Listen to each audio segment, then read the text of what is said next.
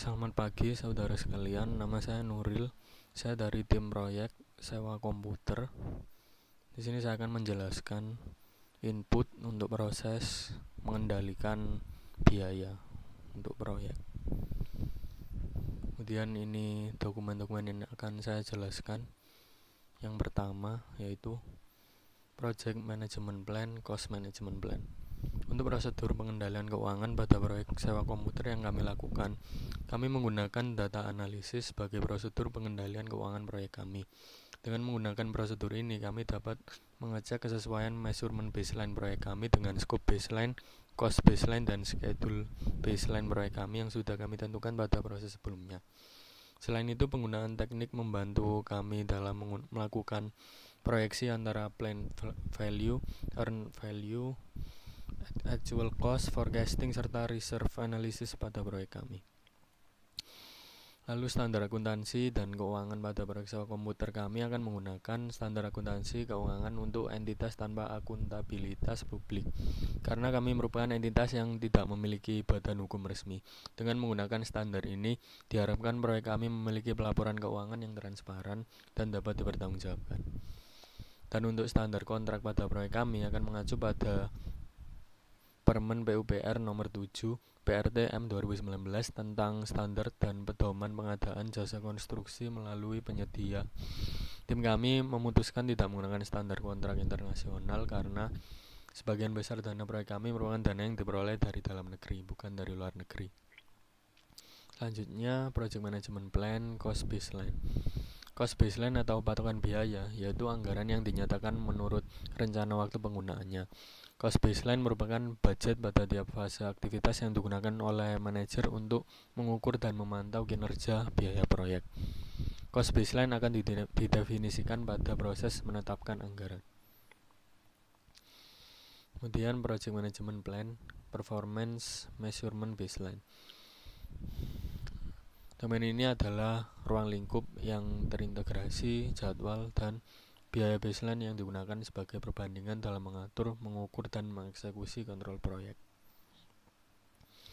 Selanjutnya, Project Documents Lessons Learned Register adalah dokumen yang berisi informasi tentang pengalaman organisasi dari sisi positif maupun negatif.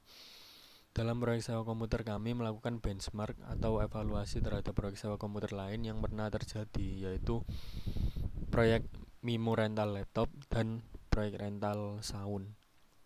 Hasil tersebut akan digunakan untuk mempertimbangkan aspek biaya proyek dan jika ada perubahan akan melalui persetujuan stakeholder. Lalu organizational process assets, yaitu sumber daya yang akan digunakan dalam mengerjakan proyek sewa komputer. Adapun aset yang digunakan untuk proyek ini yaitu sumber daya manusia, sumber daya peralatan, sumber daya material, sumber daya keuangan, dan lingkungan.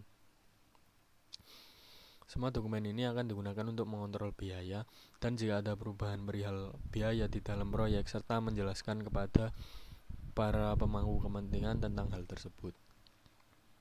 Selanjutnya, input-input tersebut diproses menggunakan tools untuk menghasilkan output-output yaitu work performance, information, cost forecast, change request, project management plan updates, dan project document updates. Untuk bagian selanjutnya akan dijelaskan oleh teman saya yaitu Nova. Sekian dari saya, terima kasih. Perkenalkan, nama saya Nafkah Fadula Mukholada, NRP 052-118-4072, kelas MPTIB. Di sini saya akan menjelaskan tentang project funding recruitment, yaitu salah satu input yang diperlukan dan digunakan untuk menciptakan biaya kontrol yang diperlukan untuk memantau dan memperbarui biaya proyek dan perubahannya. Nah, dalam manajemen proyek ini sendiri, manajer proyek itu perlu tahu bahwa ada persyaratan pendanaan proyek. Nah, di situ ada dua jenis. Yang pertama itu persyaratan manajemen proyek dan total kebutuhan pendanaan dan persyaratan periode.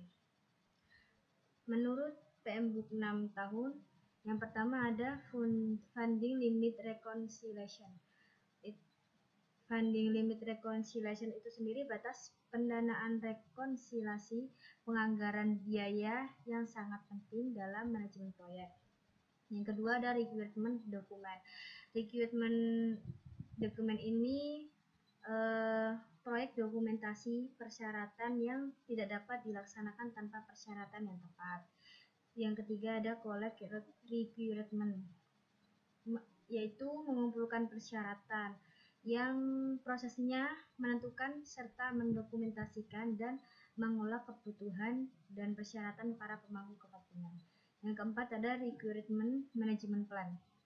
Persyaratan rencana manajemen ini yaitu perlu merencanakan bahwa persyaratan mereka sejak awal untuk memastikan keberhasilan proyek mereka. Yang terakhir ada activity research requirement. Persyaratan sumber daya kegiatan, yaitu persyaratan sumber daya aktivitas didefinisikan sebagai jenis sumber daya untuk berbagai aktivitas yang terlibat dalam paket manajemen proyek tertentu. Selanjutnya ada work performance data, yaitu pengukuran dan pengamatan mentah yang diidentifikasi selama tugas dilakukan untuk melaksanakan pekerjaan proyek. Untuk melaksanakan pekerjaan proyek ini adalah data yang mentah dan belum dianalisis oleh manajer proyek dan tim. Dan setelah itu menjadi informasi kinerja kerja, dan khusus ini setelah dianalisis diperlukan karena akan digunakan oleh manajemen proyek untuk membuat keputusan tentang status proyek dan alur kerja pekerjaan proyek. Selanjutnya sini ada tabel tentang work performance data dan information report. Menurut PMBOK 6 tahun,